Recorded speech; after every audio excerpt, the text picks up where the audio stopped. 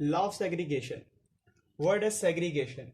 और सेग्रीगेशन का वर्ड जो हम यूज़ करते हैं, ये हम यूज़ करते हैं सेपरेट के लिए। मतलब कि कोई ऐसी चीज़ जो सेपरेट होती है हम उसको कहते हैं segregation. Basically law of segregation ये एक मेंडल जो कि एक साइंटिस्ट था जिसने जेनेटिक्स के ऊपर ये एक लॉ को पेश किया था। इसका कहना था कि सेपरेट ऑफ जीन्स, जो जीन्स है वो सेपरेट होते हैं। ये जीन्स सेपरेट उस वक्त होते हैं ड्यूरिंग गैमेट्स फॉर्मेशन। मतलब जब भी गैमेट्स बनते हैं, गैमेट्स बनने के दौरान ये जीन्स सेपरेट होते हैं। किस वजह से होती है, इसकी वजह क्या है, इसकी रीजन क्या है? बिकॉज ईच गैमेट, ताकि एक गैमेट जो है, जो कि गैमेट्स बनते हैं उनमें से एक gamete, each gamete receive half number of chromosome. Half number of chromosome, तो इसका मतलब हाफ नंबर ऑफ क्रोमोसोम की वजह से ये जो जीन्स है ये सेपरेट होते हैं। और इस कॉन्सेप्ट को नाम देते हैं, that is called law of segregation कहलाता है। मैं आगे बताऊंगा कैसे वो जीन्स सेपरेट होते हैं, कैसे क्रोमोसोम हाफ आते हैं। सबसे पहले देखा जाए कि जो पूरा का पूरा तजर्बा था, ये जो पूरा का पूरा एक्सपेरिमेंट था, ये एक्सपेरिमेंट मोनोहाइब्रिड है। इस पूरे कॉन्सेप्ट के अंदर एक चीज को मद्देनजर रखकर ये पूरा कॉन्सेप्ट को पेश किया, उसका नाम है मोनोहाइब्रिड। मोनोहाइब्रिड का मतलब क्या, what is mean by monohybrid? जैसे कि आपको नाम खुद बता रहा है, मोनो का लफ्जी मतलब होता है एक, वन। हमने यहां पे सिर्फ एक चीज करवानी है, वो क्रॉस करवाना, क्रॉस ऑफ ईच ट्रेट। मतलब कि इस पूरे तजर्बे के अंदर, इस पूरे लॉ के अंदर क्रॉस जो हमने करवाना ऑफ ईच ट्रेट, एक ट्रेट को मद्देनजर रखकर हमने पूरा का पूरा क्रॉस करवाना है। और एक क्रॉस को, एक ट्रेट के क्रॉस को हम मोनोहाइब्रिड कहते हैं। बेसिकली ट्रेट कहते हैं कैरेक्टरिस्टिक्स। अगर मैं कहता हूं व्हाट इज अ ट्रेट, हम ट्रेट किसको कहते हैं? ये जो ट्रेट है, ट्रेट का वर्ड यूज किया गया कैरेक्टरिस्टिक्स, ऐसी खसूसियात, कैरेक्टरिस्टिक्स ऐसी खसूसियात विच डेवलप, जो कि बनती हैं। कब बनती हैं? By gene, we develop by gene. तो जीन की मदद से बनने वाले खसूसियात को हम वर्ड देते हैं, डेट इज कॉल्ड ट्रेट। हम उसको ट्रेट का वर्ड देते हैं। अब यहां पे खसूसियात को मैंने कहा कि इस खसूसियात को हम कहते हैं ये ट्रेट है।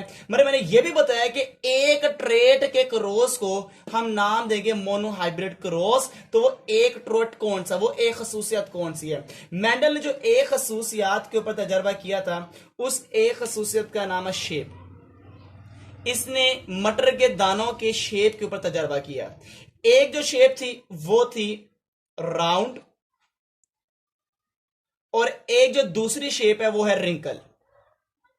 जो राउंड शेप है, आपको पता है, ये जो आपको मैंने इस वक्त बताया है, जो राउंड है और जो रिंकल है ये शेप है। रिंकल जो शेप है, बेसिकली जो शेप होती है, हम इसके लिए वर्ड यूज करते हैं, दे आर फिनोटाइप। मतलब कि जो मैंने अभी आपको बताया, इसको नाम देंगे, ये एक फिनोटाइप है, ये फिनोटाइप है। और जो फिनोटाइप बनती है, बेसिकली वो फिनोटाइप बनती है जीन्स की मदद से। जैसे राउंड है तो राउंड के जीन जो से वो आर कैपिटल भी हो सकते हैं, आर कैपिटल और आर स्मॉल भी हो सकते हैं। रिंकल के जो जीन्स होते हैं वो होते हैं आर स्मॉल और आर स्मॉल होता है। अब यहां पे देखा तो ये जो आपको मैंने बताए हैं, जैसे कि मैंने कहा ये आपके पास रिंकल के जीन्स हैं, और जो ऊपर वाले हैं ये आपके पास राउंड के जीन हैं। अभी जो जीन्स हैं, जीन्स बेसिकली हम इसको नाम देते हैं जीनोटाइप। हम इसको नाम दे देते हैं, दे आर कॉल्ड जीनोटाइप। तो ये जीन्स हैं, और इन जीन्स की वजह से ये ट्रेट बनता है। और ट्रेट एक के क्रॉस को, जैसे एक क्रॉस शेप के क्रॉस को हम नाम देंगे सिंगल वन ट्रेट के क्रॉस को, that is called monohybrid cross कहलाता है। चलो क्रॉस करके देखते हैं कैसे क्रॉस करते हैं। जैसे कि इसने सबसे पहले दो पेरेंट्स को लिया। एक पेरेंट था आर कैपिटल और एक पेरेंट था आर स्मॉल और आर स्मॉल। जो पेरेंट्स होते हैं, इसके लिए हम वर्ड यूज करते हैं पी का। ये पेरेंट्स है, पेरेंट्स। तो जब इन दोनों का आपस में क्रॉस करवाया, तो क्रॉस करवाने से पहले गैमेट्स बनते हैं। दोनों सेम है, दोनों सेम जीन का एक गैमेट बनेगा आर कैपिटल वाला। दोनों सेम है, दोनों में से एक आएगा, आगे आएगा, और वो आएगा आर स्मॉल, आगे आ गया। जब ये दोनों आपस में फर्टिलाइज हुए, जब आपस में फ्यूज हुए, तो हमारे पास आ गया आर कैपिटल और आर स्मॉल आ गया। बेसिकली जो हमारे पास पहली जनरेशन आई है, हम पहली जनरेशन को नाम दे देते हैं F1। मतलब F1 का मतलब फीलियल जनरेशन। फीलियल का मतलब क्या होता है, पहली नस्ल जो आपके पास आई है, पहली औलाद फीलियल जनरेशन कहलाती है। ये फीलियल जनरेशन हमारे पास आ गई, पहली फीलियल जनरेशन आ गई हमारे पास। अगर देखा जाए इसने आगे क्या किया, इसी को इसी से क्रॉस करवाया, इसी जनरेशन को इसी जनरेशन के साथ क्रॉस करवाया, इसी को सेल्फ क्रॉस करवाया। जैसे are capital R small, are capital R small, इसको इसके साथ क्रॉस करवा रहे हैं, तो इसके क्रॉस से आगे जाके गैमेट्स कैसे बने और किस तरह बने। देखो भाई, ये भी डिफरेंट है, ये भी डिफरेंट, तो दोनों क्या हो गए, सेग्रीगेट हो गए, दोनों सेपरेट हो गए। ए गैमेट ये आ गया कैपिटल आर, ए गैमेट ये आ गया स्मॉल आर। दोनों गैमेट्स के अंदर जीन सेग्रीगेट हो गए हैं, दोनों सेपरेट होकर गए हैं। इट मींस कि ये भी क्या हो रहे हैं, आपस में सेपरेट हो रहे हैं। तो मेरा यही तो कंसेप्ट है कि सेग्रीगेशन का मतलब क्या, जब गैमेट्स बनते हैं तो गैमेट्स बनने के दौरान ये जीन्स क्या होते हैं, सेपरेट होते हैं। जैसे कि जितने भी गैमेट्स मैं बना रहा हूं, आपको पता है हमेशा उसके इर्द गिर्द सर्कल लगाते हैं। तो जो गैमेट्स होते हैं, गैमेट्स, इनके इर्द गिर्द आपने सर्कल लगाना और सर्कल शो करता है ये आपने गैमेट्स बनाए हैं। अब मेरे बच्चे यहां पे देखा जाए तो हमारे पास ये दो गैमेट्स हैं, ये भी दो हैं और ये भी दो। 2 मल्टीप्लाई बाई 2, तो हमारे पास आता है आंसर 4। हमने यहाँ पे एक पुनट स्क्वायर बनाना है, पुनट स्क्वायर, और वो 4 खानों का बनेगा, 4 खानों का। जैसे कि मैं बना रहा हूं यहाँ पर, ये हमारे पास 4 खानों वाला एक डब्बा बनेगा जिसको पुनट स्क्वायर कहते हैं। बेसिकली पुनट एक साइंटिस्ट था, कैम्ब्रिज यूनिवर्सिटी का एक प्रोफेसर था। उस प्रोफेसर ने हमें गैमेट्स के फ्यूजन के लिए ये एक पुनट स्क्वायर बताया था। उसके पेपर में ये लिखा गया था, इस तरह से फ्यूज करके बता रही है। पुनट स्क्वायर बेसिकली पुनट साइंटिस्ट के नाम से है।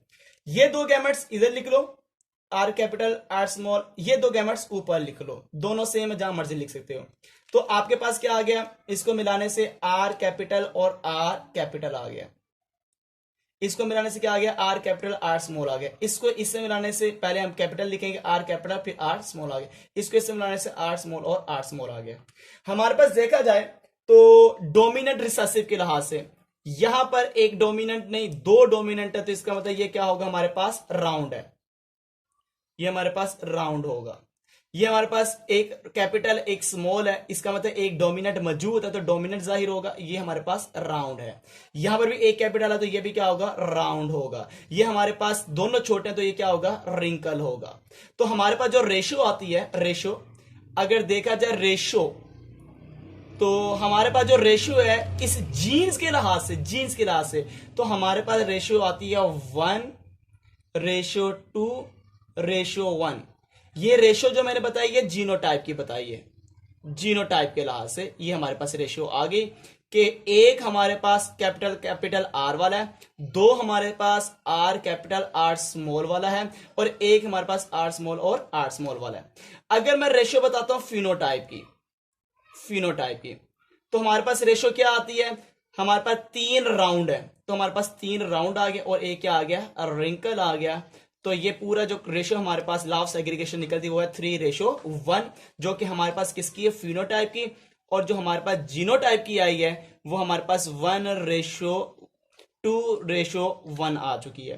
तो इस पूरे कॉन्सेप्ट में मैंने एक चीज को डोमिनेट किया, और वो क्या चीज है कि जितने भी गैमेट्स बनते हैं, गैमेट्स बनने के दौरान ये जीन्स क्या होते हैं, सेग्रीगेट होते हैं। ये क्या होते हैं, जीन्स सेपरेट होते हैं। That concept is called law of segregation कहलाता है।